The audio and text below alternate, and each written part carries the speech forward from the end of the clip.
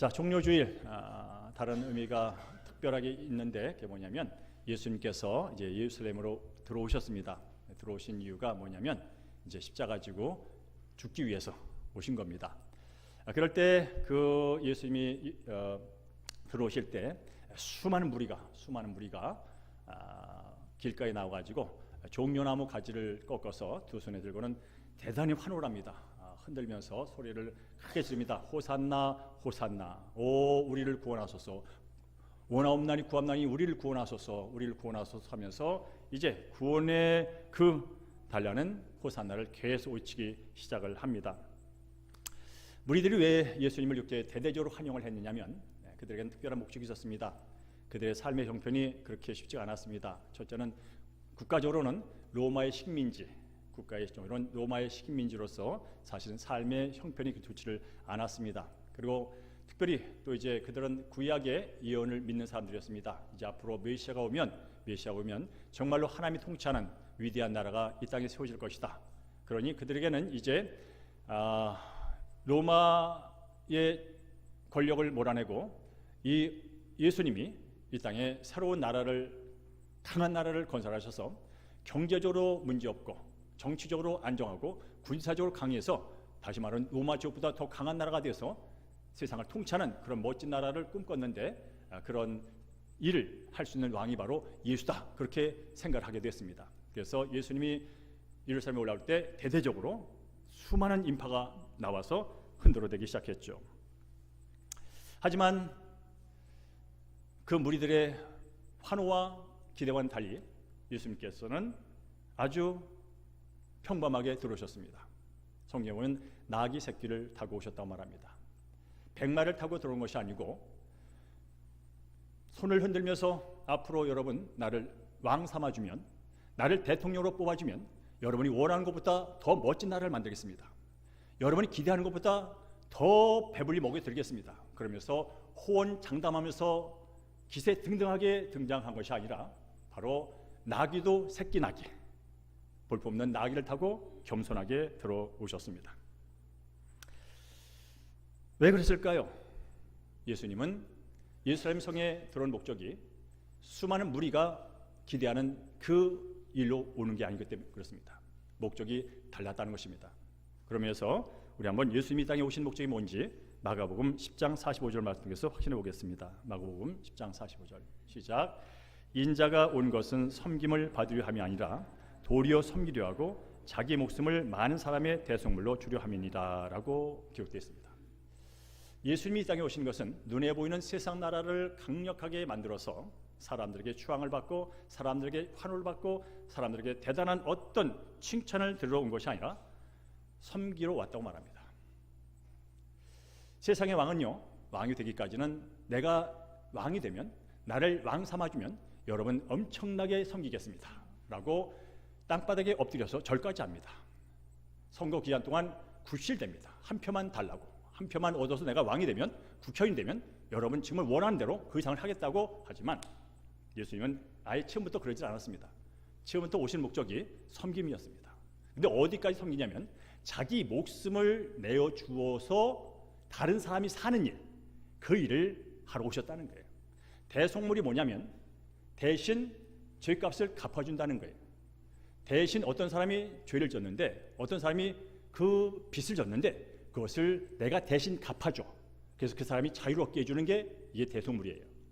그러니까 예수님이 이 땅에 근본적으로 오실 목적 자체가 섬김을 받는 게 아니라 내가 죽어서 내가 다른 사람 살리는 제물이 되어서, 희생 제물이 되어서 다른 사람이 살 수 있는 그 일을 목적으로 오셨다는 거예요. 그러니까 그분이 예루살렘에 올라올 때 기세등등 호언장담할 이유가 하나도 없는 거죠. 그저 나귀 새끼 타고 겸손하게 한 발 한 발 그 자리를 향해 가고 있던 것이죠.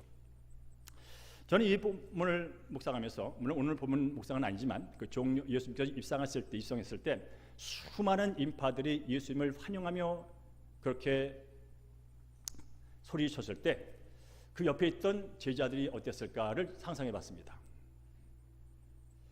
수많은 사람이 당신이 왕이 되면 그야말로 대단한 나라가 될 것이고 우리는 얼마든지 당신이 왕 되도록 투표할 수 있고 당신이 원하도록 우리는 다 할 수 있습니다라고 흔들대는 그 시점에서 제자들은 무슨 생각을 했을까? 아마 모르게도 그런 생각을 했을 거예요. 제자들 역시 예수를 따르는 목적이 예수가 죽는 게 아니었어요. 예수님을 통해서 예수님이 새롭게 만든 그 나라에서 그야말로 멋지게 권세를 누리는 거였어요. 근데 지금 현황이, 지금 상황이 수많은 사람이 연도에 서가지고는 종려나무를 들고 흔들면서 구원하소서, 구원하소서, 구원하소서라고 하는 그 소리를 듣는 순간 아마 그들은 순간 착각에 빠졌을 거예요. 마치 이미 예수님이 왕이 되었고 자신들은 그 왕이 된 예수님을 통해서 한자리 하면서 거기서 얻어질 권세와 거기서 얻어질 명예와 거기서 얻어질 부를 상상했을지 몰라요. 요즘 이제 선거를 취소해 가지고 가끔 그런 모습을 봅니다. 아직까지 본격적인 선거는 아니지만 지금 이제 그 각 지역마다 후보자로 나선 사람들 이제 바람을 잡아야 되잖아요. 그래서 당에서 높은 사람이 이제 한 바퀴 돕니다. 근데 제가 그걸 보니까요, 대단하더만요. 아직 본격적인 선거도 아니야. 무슨 당선된 것도 아니야. 근데 지금 그 무리들이 다는 걸 보니까 수많은 유튜브들, 그 조그만 그 카메라를 한 수십 대가 따라다닙니다. 물론 방송사에 ENG 카메라 큰 것도 따라다녀요. 그리고 수많은 사람이 뒤에 합니다. 그래서 연호를 합니다. 그래서 보면서 그러시겠구나.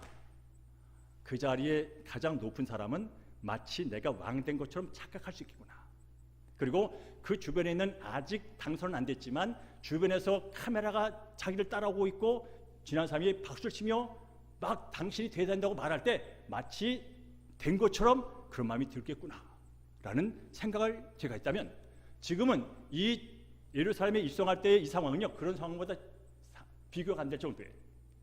거의 예루살렘에 수많은 인파가 나와가지고 흔들어 대는 거예요. 구원하소서, 구원하소서. 그런데 결과적으로 예수님은 그 무리가 원하는 길을 가지 않았습니다. 결과적으로 예수님은 제자들이 간절히 소망했던 그 길을 가지 않았습니다. 며칠 후에 예수님은 종교 권력자들에게 고발을 당했고, 그리고 로마 군인들에게 갖은 모욕과 고통과 채찍에 맞으며 고난을 받으시고 결국은 십자가에 달려 피를 쏟고 돌아가셨습니다. 그걸 보면서 며칠 전에 종려까지 나무를 들고 환호했던 그 무리들은 떠나고 말았습니다. 한마디로 등을 돌렸다 이겁니다. 무리의 특징이 뭐냐면, 군중의 특징이 뭐냐면, 내게 유익이 된다고 싶으면 모여가지고 환호를 지다가 순간 내게 이익이 안 돼 하면 바로 싸늘하게 돌아서는 게 군중입니다. 이것은 시대가 변해도 이 시대도 여전히 일어나고 있는 일이기도 하고요. 자, 여러분, 종려주일 때 그 예루살렘을 뜨겁게 달궜던 그 열기, 환호하며 구원해서 그 종려나무 가지가 막 흔들리던 그 장면을 상상하시고 이제 며칠이 지나서 환호받던 그분이 쓸쓸하게 십자가에 달려 죽는 그 장면, 그 자리를 비교해 보세요. 여기는 아주 뜨거워요. 이분이 왕되면 모든 게 벽처럼 변하는 그 뜨거움이 있던 자리. 그런데 5일도 못 지나서 차가운 자리, 십자가에 달려 죽고 모든 군중의 여론은 식어졌고 차가워졌고, 그리고 더 나가서 제자들이 어땠을까? 제자들은 큰 실망을 했습니다. 그리고 고난받고 죽으시고 피 흘리신 그 예수님을 바라보면서 도망을 쳤다고 말합니다.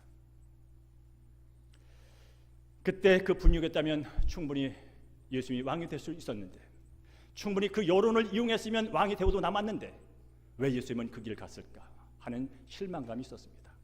그리고 구약은 말합니다. 나무에 달린 자는 저주를 받은 자라고. 그런데 예수님이 그렇게 죽고 말았습니다. 결코 제자들에게 있어서 예수님은 자랑거리가 안 됐고 예수님 십자가는 결코 자랑할 수 없는 그런 존재였습니다. 그래서 그들은 쓸쓸히 도망을 갔습니다. 그런데 오늘 본문은 이렇게 말합니다. 그러나 내게는 우리 주 예수 그리스도의 십자가 외에는 결코 자랑할 것이 없다. 완전히 180도 바뀐 증언이 나옵니다. 사도 바울은요, 이 십자가 외에는 난 자랑할 게 없어, 난 오직 이것밖에 자랑할 게 없어라고 말했던 사람은요, 이 자랑을 하기 전에 어떤 사람이냐면 자랑이 많았던 사람이에요. 빌립보서 3장에 보면 그는 자기가 어떤 집안에 태어났고 어떤 민족이었고 어떤 공부를 했고 어떤 열심이 있고 어떤 업적이 있는지를 아주 자랑했던 사람이에요. 그 자랑을 더 강화시키기 위해서 그야말로 끝을 모르고 달려가고 했던 사람이 바울이었어요. 요즘 말하면 집안 자랑, 가문 자랑, 학식 자랑, 열심 자랑, 업적 자랑, 수많은 자랑이 있는 사람이었어요. 그런데 그가 말합니다. 나는 이 모든 자랑을 배설물로 여겨, 똥으로 여겨 그런 거예요. 난 더 이상 다른 걸 알기를 원하지 않아. 오직 예수와 예수 십자가만을 알기를 원해. 그리고 내게는 더 이상 다른 자랑은 없어. 결코라는 건 오직이라는 뜻이에요. 내게 자랑할 건 딱 한 가지밖에 없어. 예수 그리스도의 십자가야 라는 고백이 나왔다면, 저주의 상징으로 여겨지면서 쓸쓸하게 돌았던 그 사람과는 달리 사도 바울은 어떻게 이런 고백을 할 수 있을까? 자, 그 얘기를 하기 전에 과연 그 십자가 앞에 쓸쓸히 죽었던 그 모습을 보면서 실망하고 한숨 던 제자들은 어떻게 됐을까? 성경 말합니다. 그들 역시 십자가를 자랑하며 부활의 증인으로 살다가 순교를 다했어요. 예수님이 왕되어서 위대한 제국을 만들어서 그 자리에서 한자리 하려고 했던 사람들, 그러나 그 길을 가지 않는 예수를 보면서 실망했고, 가룟 유다는 은삼실 받고 예수를 팔아버렸고, 다른 사람 몰라도 나는 절대로 부인하지 않습니다, 죽기까지 하겠다고 했던 베드로마저도 모른다고 했던 그 사람들, 십자가 앞에 수치와 부끄럽던 느꼈던 그 제자들이, 여러분이 사도행전을 읽다 보면 결국 십자가를 자랑하다가 십자가에 거꾸로 달려 죽는 베드로, 순교길을 갔다면 과연 이 십자가가 무엇이길래, 도대체 무슨 이유가 그들로 하여금 십자가를 자랑하게 만들 거야? 라는 질문을 하게 되는 것이죠. 오늘 그 얘기를 하기를 원합니다. 다시 한번 우리 14절 읽고 시작하겠습니다. 14절. 그러나 내게는 우리 주 예수 그리스도의 십자가 외에 결코 잘할 것이 없으니.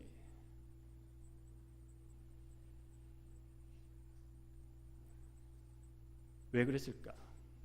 무엇이 그로 하여금 그의 집안 자랑, 가문 자랑, 학식 자랑, 열심 자랑, 업적 자랑을 다 띄워버리고 십자가만 결코 자랑했다고 말했을까?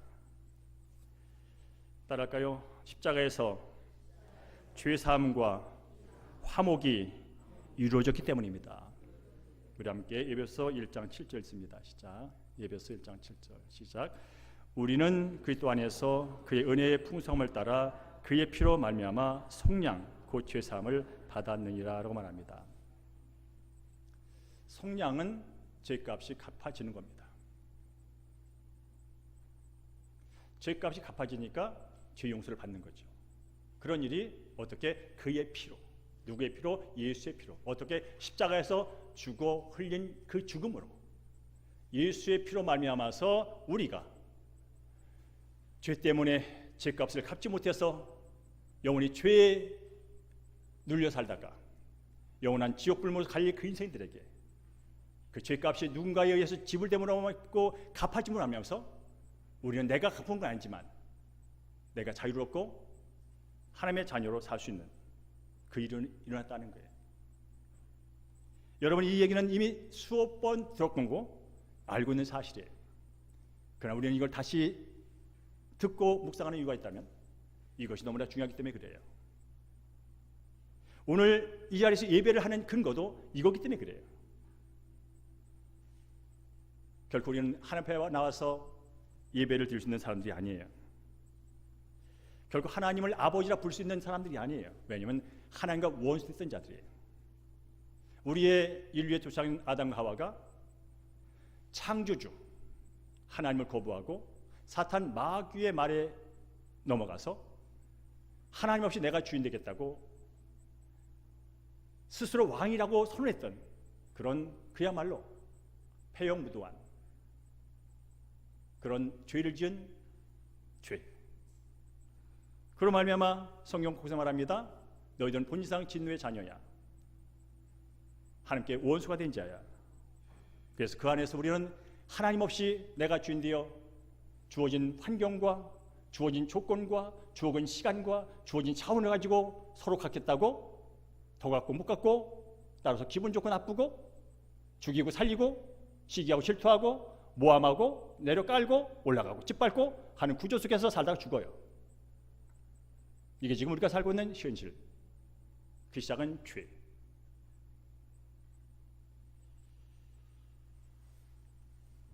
그런데 그 문제 해결하려면 다른 방법 없어요. 하나님께 받아들여야 돼요. 하나님께 내가 지은 죄를 용서받아야 돼요. 근데 그것은 우리 스스로 할 수가 없어요. 죄의 삭은 사망이에요. 사망은 죽음이라는 거예요. 죽는 것만이 그 값을 지불할 수 있다는 거예요. 죽음은 끝이에요.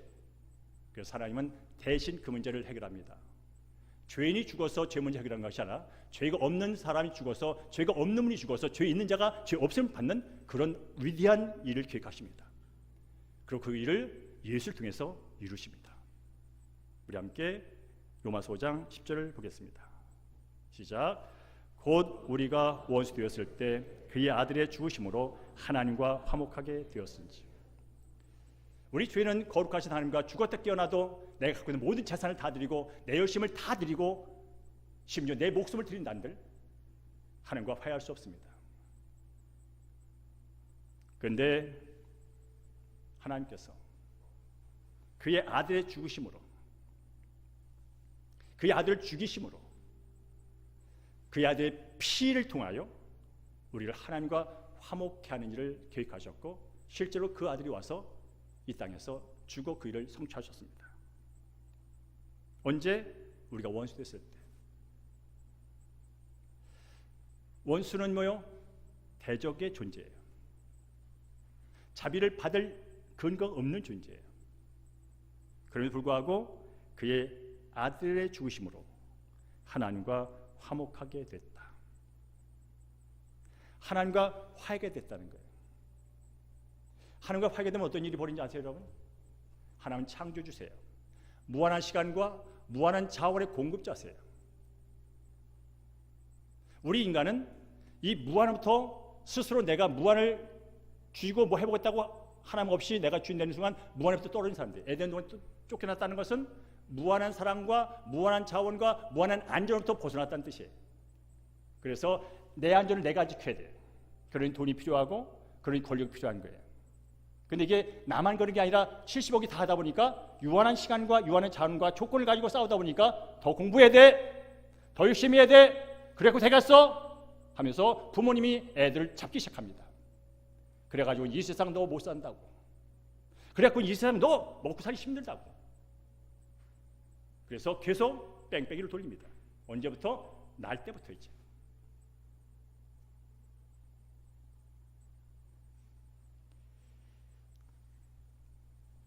그런 구조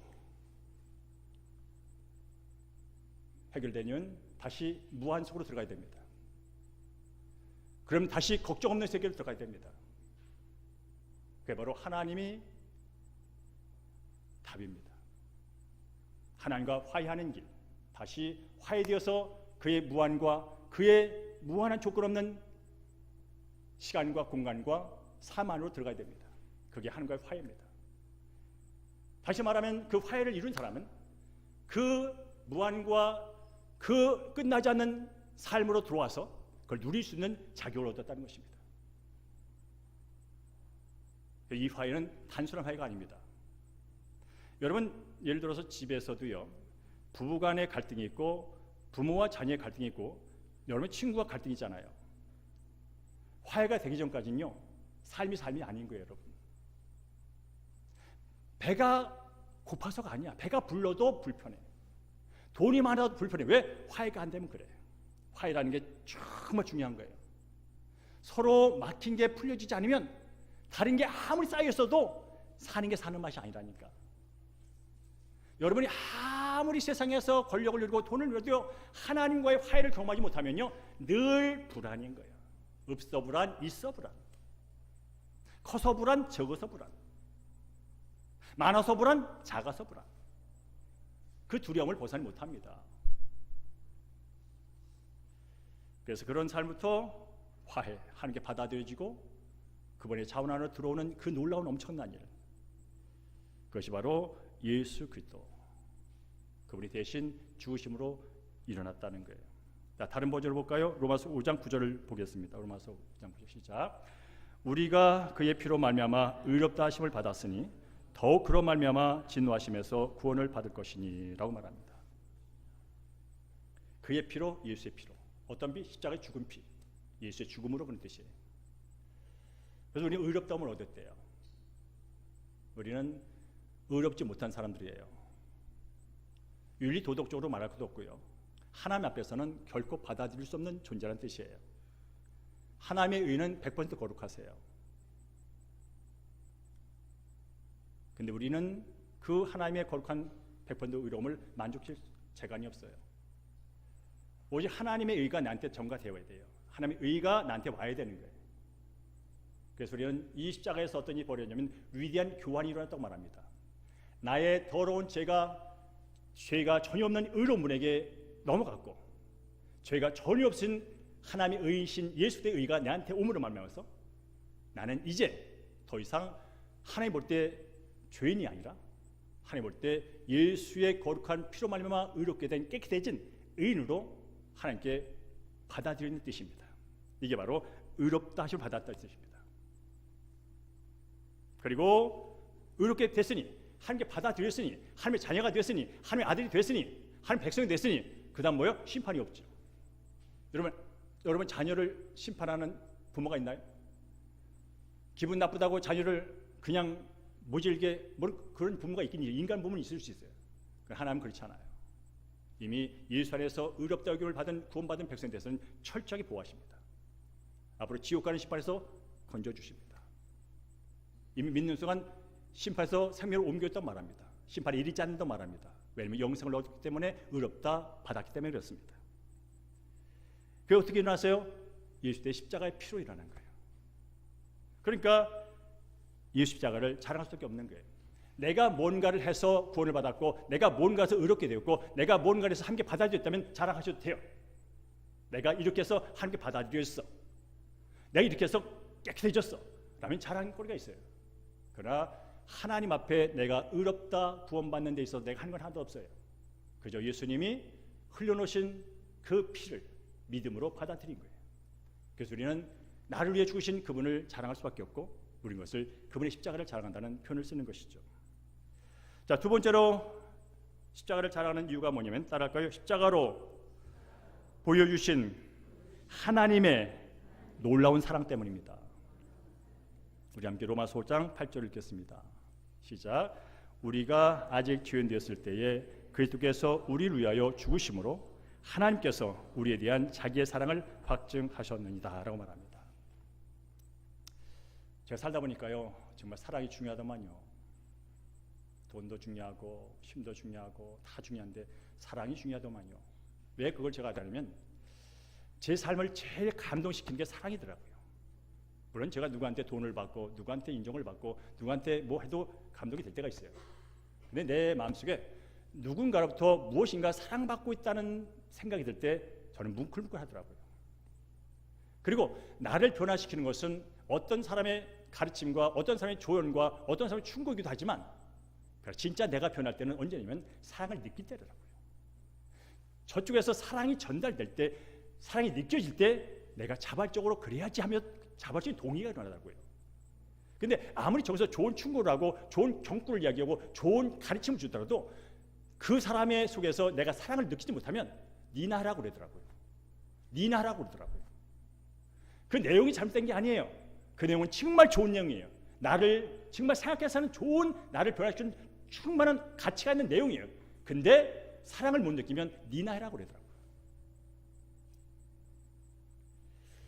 자, 하나님이 사랑입니다 라고 말할 때 어떤 사랑이냐면 그렇게 말합니다. 이 사랑은 말로만 하고 몇 푼 집어준, 말로 입서비수하는 사랑이 아니라 그의 독생자 아들을 내어준, 나를 구원하기 위하여 그 독생자 아들을 내 대신 죽이신, 그게 하나님의 사랑이라는 거예요. 이게 보통 사랑 아니죠. 근데 그걸 누가 받았어요? 내가 받았다는 거예요. 자, 이 본문을 다시 한번 읽을 텐데 우리가라는 단어를 내가라는 단어로 하겠습니다. 우리가는 공통적인 것이고요, 내가는 직접적인 것이에요. 다시 한번 5장 8절 읽어볼까요? 내가로 시작. 내가 아직 죄인 되었을 때 그리스도께서 나를 위하여 죽으심으로 하나님께서 나에 대한 자기의 사랑을 확증하셨느니라. 사실 우리가 예수를 믿으면서 왜 울컥울컥하냐면 내가 이런 사랑을 받는 자랑은 나와 하나님 관계 속에 있을 때 그 감각을 느낄 수 있는 거예요. 우리라고 하는 공통적인 집합적인 면에서도 느낄 수 있지만 그러나 사실은 우리 안에 내가 있거든요. 즉 예수님이 죽으심은 우리 때문이 하지만 사실은 나 때문인 거예요. 예수님 죽인 것은 이 아담 위에 모든 사람을 위해 죽으신 거고 앞으로 주님 오실 때까지 태어나 죽을 사람들을 위해 죽으신 거지만 진짜 중요한 것은 나를 위해 죽으신다는 거예요. 이것이 믿음을 받아질 때 우리는 감격할 수밖에 없어요. 그것도 언제? 내가 죄인 됐을 때. 사랑받을 만한 아무런 조건을 내가 갖추지 못했어요. 여러분 조금만 생각해 보자고요.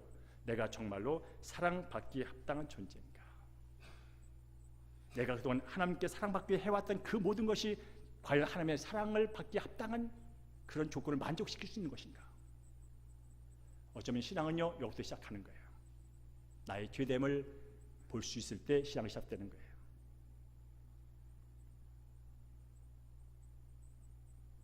하나님 자신이 나를 하나님 자신 만들기 위하여 자신을 죽인 사랑. 이건 우리는 많은 언어가 있지만 형용사가 있지만 수식어가 있지만 사실은 우리 언어는 다 표현할 수 없는 거예요. 사실은. 그래서 우리는 이것을 아가페 조건 없는 사랑으로 말하지요. 그래서 성경 말합니다. 이 사랑이 어떤 사랑인지 요한일서 4장 9절절은 이렇게 달리 표현합니다. 사랑은 여기 있은 시작.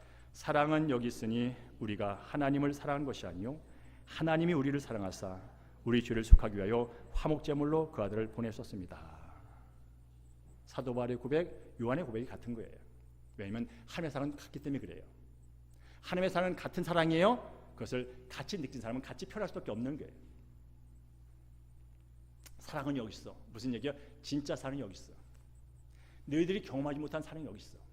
우리는 태어나서 많은 사랑을 경험합니다. 부모의 사랑도 경험하고 친구의 사랑도 경험하고 형제의 사랑도 경험하고 사랑하는 연인의 사랑도 경험하고 많은 사랑을 경험하지만 사실은 완벽하지 않아요. 여러분. 우리 인간의 사랑은요 그 내면 속에 저 깊은 곳에요 조건이 들어있다는 거 아십니까? 우리가 당신 사랑해 당신 없이는 못 살아 당신이 최고라고 하는 그 고백 속에 저 내면 깊은 곳에 조건이 숨어 있다는 것을 아십니까? 얼굴이 이뻐 사랑하고 얼굴이 잘생겨 사랑하고 그 사람 성격이 좋아 사랑하고 돈이 많아 사랑하고 멋있어 보여 생각하고 말을 부드럽게 해서 생각하고 사람이 당당해서 사랑스럽고 뭔가 저 사람을 사귀면 내가 잘 될 것 같아서 사랑스럽고 모든 게 저 깊은 게 들어가 보면 뭐요? 내 욕구가 숨어 있다는 사실이에요. 그래서 내가 원했고 내가 사랑이라고 느꼈던 그것이 다른 사람한테 잘못 비춰주는 순간 우리는 그렇게 말하는 거예요. 너 나 사랑하지 않지. 그래서 언제든지 돌아설 수 있는 거예요. 그래서 말하는 사랑은 여기 있으니 그런 사랑 아니야. 세상에서 사랑이라고 노래를 부르고 마치 사랑 없으면 죽을 것처럼 그렇게 절절구구한 시를 쓰지만 그런 사랑과는 비교할 수 없는 사랑이 여기 있어. 그것은 바로 나의 죄를, 너의 죄를, 우리의 죄를 용서하고 영원한 사랑이 무엇인지를 영원히 맛볼 수 있는 그 사랑 안으로 들어오기 위하여 사랑이 뭔지를 진짜 누리기 위하여 그 아들을 죽이신 그 아들을 화목제물로 희생제물로 내놓으신 그 사랑이 진짜 사랑 아니겠어? 저 사람을 살리기 위해 내가 죽는 사랑 그게 진짜 사랑 아니겠어? 그런데 그 사랑이 있었어. 하나님이 그런 사랑으로 이 온 우리를 사랑하셨고 지금도 사랑하고 계셔. 여러분 그래서 우리는 십자가를 사랑할 수밖에 없는 거예요. 그런데 하나님의 사랑은 단순히 죄인 됐던 나를 살리기 위하여 죽은 그 사랑으로 머물지 않아요. 하나님의 사랑은 지금 이 순간도 여전히 부어지고 있는 줄로 믿습니다. 하나님이 영원한 분이라면 하나님이 갖고 있는 성품도 영원한 거예요. 하나님이 영원한 분이라면 하나님이 갖고 있는 성품도 영원한 거예요. 하나님의 성품 중에 사랑의 성품이 있어요. 그러면 2000년 전에 예수님이 십자가에 달려 죽는 사랑을 통하여 나를 사랑하는 사랑을 보여줬다면 그 사랑은 지금도 계속되고 있는 거예요. 주님 오실 때까지, 아니 주님과 함께 만나서 영원히 사는 그 사랑의 나라에서 진짜 이게 사랑이구나를 표현할 그 순간까지 우리는 그때 그 사랑이 우리를 작동하고 있다는 사실이에요. 저도 목사로서 이 사랑을 표현하지만 택도 없어요. 저희 표현은 세 발의 피만큼도 표현을 못하고 있는 거예요. 왜냐하면 제가 실제로 이 육을 가진 이 세상에서 보고 경험한 사랑은 한계가 있어요. 제가 아무리 부모님의 사랑을 받았대도 부모님의 사랑은 한계가 있어요. 그것으로 하나님의 사랑을 비교하기까지는 너무나 멀어요, 사실. 그래서 우리는 중요한 것은 내가 이 사랑으로 구원받았다는 생각뿐 아니라 믿음뿐 아니라 지금 이 순간 그 무한한 사랑을 받고 있는 존재라는 사실을 여러분이 믿을 때 그때 오늘 힘있게 사는 거예요. 오늘 좀 돈이 부족하고 오늘 좀 몸이 아프고 오늘 남한테 좀 인정 못 받고 뭔가 좀 안 되는 것 같아도 그래도 오늘을 힘있게 살 수 있는 것은 뭐예요? 그래도 여전히 그분의 사랑은 나를 붙들고 있어. 그분의 사랑은 어떤 기근이나 적신이나 칼이나 모든 것을 끊을 수가 없어 라는 믿음이 내 안에 있을 때 오늘을 멋지게 사는 거예요. 다시 일어나 회복 탄력성을 갖고 사는 거예요. 뭐라고요? 사랑이 그 모든 걸 하기 때문에 그래요. 여러분은 눈에 보이는 돈이 여러분 일으킬 것 같죠? 권력이 일으킬 것 같죠? 남의 인정이 일으킬 것 같죠? 아니에요. 잠깐이에요. 그러나 계속 부어주는 사랑의 믿음으로 여러분이 뭉클하게 그 다가올 수 있다면, 내가 지금도 영원히 그 영원한 풍성한 사랑에 빠져있는 존재라는 사실을 믿음으로 여러분이 고백할 수 있다면, 그러면 다 왔다 가는 것으로 보여요. 그래서 예수 믿는 사람은 멋있는 거예요. 믿을 수가 없잖아요, 여러분. 사랑에 푹 잠긴 사람, 사랑받는 사람은요 얼굴이 편해요. 사랑받는 사람은요 없어도 여유가 있어요. 사랑받고 있으니까. 그 사랑이 나를 채우고 있고 그 사랑이 나를 보호할 것이고 그 사랑이 나를 계속 붙들 것이니까. 그 사랑이 지금도 이 자리에 저 여러분을 붙들고 채우고 있는 줄로 믿습니다. 그런데 하십니까? 이 무한한 사랑을 받았는데 그 사랑을 내가 간직만 하고 있다면 또 거기에 쓸쓸함이 찾아온다는 사실을. 그래서 무한한 사랑을 받은 사람은 사랑하는 삶을 살아야 돼요. 우리 함께 요한일서 4장 10절을 한번 읽어보겠습니다. 시작. 사랑하는 자들아, 하나님이 이같이 우리를 사랑하셨은즉 우리도 서로 사랑할 것이 마땅하도다 라고 말하는 거예요. 왜 세상 사람들이 한국교회에 대해서 이용선 목사에 대해서 그렇게 좋은 이미지를 못 갖느냐면, 너는 강단에서 하나님의 사랑이 얼마나 풍성하다고 설교를 하고 정말 풍성한 것을 누린 것처럼 표정을 짓는데 정작 너의 관계 속에서 나는 사랑을 못 느껴. 그게 뭡니까? 제가 사랑을 말하지만 사랑을 나만 쥐고 있다는 뜻이에요. 그 사랑이 내 안에 머물러 있다는 뜻이에요. 진정한 사랑은 무한한 거저받은 사랑을 거저 흘려보낼 때 진정한 사랑이 된다는 거예요. 그래서 성경 말합니다. 사랑한 자들아, 하나님이 같이 우리를 사랑하셨은즉 우리도 서로 사랑하는 것이 마땅하다. 저가 받은 사랑, 여러분이 받은 사랑, 저가 받고 있는 사랑, 여러분이 받고 있는 사랑을 지금 내 주변에 누군가에게 조금 더 흘려보낼 수 있다면, 그러면 우린 더 그 사랑이 무엇인지를, 사랑의 가치를 나 스스로 깨달을 뿐이나 누군가는 그 나를 통해 흘러온 그 무한한 사랑에, 그 무한한 사랑이면 아주 적은 것이죠. 그러나 그 적응을 통해서 그 사람은 살아납니다. 그 사람은 새로운 소망을 갖습니다. 단순히 한국교회 이미지 개선을 위해서가 아니라 그 영원한 불멸할 그 영혼의 희망이 우리의 사랑을 통해서 심어지는 것이죠. 그리고 그 사랑에 감격하여 사랑한 친구야, 사랑한 엄마야, 사랑한 누구야, 너 안에 있는 그 사랑의 근본이 뭐니? 라고 말할 때 예수 그리스도 십자가로 말하는 거예요. 그게 바로 복음 전파예요. 그런데 그는 나에게 조금 흘러왔던 그 사랑을 통하여 누굴 만납니까? 무한한 사랑을 만나게 되는 거예요. 무한한 사랑의 주체인 예수를 만나게 되는 거예요. 그때부터 그의 삶은 완전히 180도 되는 삶을 살게 되는 거죠. 세 번째로 우리가 십자가를 자랑하는 이유는 따라할까요? 십자가는 모든 것을 새롭게 하는 하나님의 능력입니다.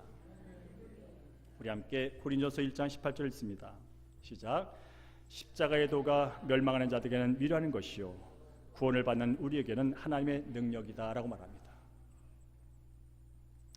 같은 게 있어도요, 이것이 내 삶의 능력과 내 삶의 유익으로 삼는 사람인가 하면 같은 게 있어도 그것을 받아들이지 않으면 해서 그냥 그대로 사는 사람이 있어요. 자, 십자가의 도 한마디로 복음입니다. 예수도 그때의 성품과 예수께서 십자가에 흘리신 그 피로 말미암아 그것을 믿으면 다 하나님의 자녀가 되고 영생 복량을 누린다는 그 도입니다. 한마디로 복음이에요. 복음. 이 복음이 멸망하는 자들은 미련한 것이라는 거예요. 이걸 거꾸로 말하면요, 이 정말 진짜 좋은 복음, 진짜 좋은 선물이 왔는데도 미련하게 알아보지 못하고 미련하게 받지 못해서 멸망하는 자들, 그런 뜻이에요. 멸망한 자는 미련하다는 뜻을 반대로 뒤지면 정말 좋아, 진짜 근데 진짜를 진짜로 알지 못하고 가짜에 가려가지고 그것을 무시한 자들의 끝이 뭐라고요? 멸망이라는 거예요. 그러나 반대로 구원을 받는 우리에게는 하나님의 능력이 된다. 예수 그리스도께서 하나님의 아들로 이 땅에 오셔서 내 죄를 사하기 위하여 나를 하나님의 자녀로 새롭게 의로운 자리로 이끌기 위하여 하나님과 화목하기 위하여 죽으신 그 사건, 그 피를 받아들이며 구원받은 자는 그것은 바로 하나님의 능력을 경험한 것이다. 로마서 1장 16절 말합니다. 내가 복음을 부끄러워하지 아니하노니 그 복음은 믿는 모든 자에게 구원 주신 하나님의 능력이다. 바라기는 여기 있는 여러분들이 다른 것 때문에 이 자리에 와 있는 것이 아니라 예수 그리스도를 믿는 믿음으로 말미암아서 그 은혜에 감사하여 그 능력에 힘입어서 그 피에 덧입어서 이 자리에 오셔서 예배드린 줄로 믿습니다. 여러분, 베드로전서 2장 20절 말씀을 읽고 오늘 말씀을 정리하겠습니다. 시작. 친히 나무에 달려 그 몸으로 우리 죄를 담당하셨으니 이는 우리로 죄에 대하여 죽고 의에 대하여 살게 하려 하십니다. 그가 채찍에 맞음으로 너희는 나음을 얻었나니라고 말합니다. 제가 왜 자꾸 성경 말씀 본문을 갖고 여러분에게 말씀드리냐면 모든 능력은 말씀에 있습니다. 제가 말씀 없이 여러분 얼마든지 웃길 수 있어요. 저도 한때 대학교 때는 개그맨이었어요. 중앙대 개그 콘테스트 1등의 사람이에요. 얼마든지 저는 여러분 세상의 얘기를 갖고 여러분 얼마든지 웃길 수 있고 여러분 슬프게 울릴 수 있어요. 저는 아나운서 했던 사람이에요. 사회를 잘 보는 사람이에요. 그것으로 여러분의 영혼을 구원하지 못해요. 여러분 이 자리를 떠나면 또 다른 웃음을 찾아 나설 거예요. 또 다른 기쁨을 찾아 나설 거예요. 영원한 기쁨을 말씀을 통해서 경험하지 못한 자는 계속 잠깐 15초짜리의 인생을 겁니다. 유튜브가 뭡니까? 릴스가 뭡니까? 짤이 뭡니까? 15초의 인생을 거는 거예요. 15초에 계속해서 연결해서 지금 살고 있는 사람이에요. 진짜를 만나지 못하면 그렇게 살아요. 그래서 그 산업이 발전해요. 그래서 진짜를 만나면, 진짜 복음을 만나고 진짜 생명을 만나면 그것은 그저 현상에 불과해요. 볼 수도 있고 안 볼 수도 있어요. 보지 말라는 게 아니에요. 유익이 없다는 게 아니에요. 그러나 진정으로 구걸하진 않아요. 속된 표현으로 여러분 유튜브에 구걸하고 있는 겁니다. 나 좀 제발 기분 좋게 해줘라. 제발 나도 이 외로움을 좀 달래줘라. 제발 좀 내 이 슬픔을, 이 분노를 좀 해결하겠다. 찾아다니는 거죠. 그러나 진짜 예수의 생명, 예수의 복음, 십자가의 사건이 내 삶에 어떤 영향을 미쳤는지, 그 결과가 내 삶을 어떻게 영혼과 연결시키는지를 여러분이 진정으로 말씀 통해 볼 수만 있다면, 그러면 한 날 한 날 삶이 다릅니다. 친히 나무에 달려 그 몸으로 모여 죽었다 똑같은 얘기예요. 그의 피 똑같은 얘기예요. 네 죄를 담당했다. 넌 죽었다 해도 담당 못한다. 성경을 100번 읽어도 담당 못해. 네 재산을 다 바쳐도 담당 못해. 그런데 예수님이 죽으심으로 담당하셨어. 예수를 만나기 전에 예수의 진정한 왕이 내 삶에 주관하기 전까지는 너는 죄의 종이야. 죄의 다스림에서 벗어나지 못해. 죽었다 그래도 아무리 윤리, 도덕, 교양을 떠들어도 너는 늘 죄의 지배를 받아. 이게 죄의 종이라는 뜻이고 죄에게 속했다는 뜻이야. 그런데 예수 그리스도 주인이 바뀌는 순간 더 이상 너는 죄의 종로 사는 존재가 아니야. 죄에 대해 죽었어. 죄에 대해 관계가 끊어졌다고. 너의 관계는 하나님께 연결됐어. 이제 하나님께 연결되어 그분과 교제하며 그분이 주시는 것으로 사는 인자가 된 거야. 얼마나 행복하겠어. 사탄 마귀의 끝은 멸망이야. 지금은 좋은 것 같아도 속이고 죽이고 분열시키고 갈리시고 결국 참여하게 만든 게 사탄의 전략이라고. 그게 사탄과 관계됐을 때 나타나는 끝이야. 그러나 이 관계가 끊어지고 영원한 생명, 하나님과 연결된 게 바로 의의 종이 되었고 하나님의 자녀가 됐다는 뜻이야. 그걸 어떻게? 예수님. 뿐만 아니라 그가 채찍에 맞음으로 너는 나음을 얻었어. 나음을 얻었다는 건 단순히 병만 낫다는 게 아니야.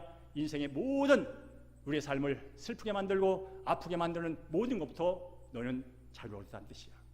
어떻게? 예수가 죽음으로. 그래서 여러분, 오늘도 말씀을 마무리하면서 기억할 것은 예수의 십자가. 이 예수의 십자가 능력이 얼마나 큰 것인지, 그리고 내가 왜 예수의 십자가를 자랑하고 붙잡아야 하는지 다시 한번 말씀을 되짚어 보시면서 다음 한 주간 승리한 여러분 되기를 주님으로 축복합니다. 우리는 더 이상 죄와 율법 아래 매인 자들이 아닙니다. 우리 십자가 피로 은혜 아래에 있는 사람들입니다. 은혜는 값없이 부어지는 하나님의 사랑, 계속 세상 끝날까지, 아니 영혼까지 부어질 그 사랑에 들어와 있는 사람입니다. 그래서 오늘 우리 김원 주장이 로마서 5장을 말했듯이 너희들은 이제 은혜 아래 들어왔으니, 예수로 말미암아 의롭게 됐고 은혜 아래 들어왔으니 하나님과 화평을 누리자. 화평을 누리는 결과입니까? 즐거움이에요. 여러분, 다음 한 주간 주님이 오신 그 십자가를 좀 경건하게 묵상하지만 그렇다고 여러분의 삶이 어두울 필요는 없어요. 다음 한 주간 예수의 피 묵상하시면서 여러분의 마음속 깊은 곳에서는 하나님과 화평함으로 말미암아 일어나는 그 자동적인 즐거움, 말할 수 없는 기쁨, 그것이 여러분 안에 있기를 주의 이름으로 축복합니다.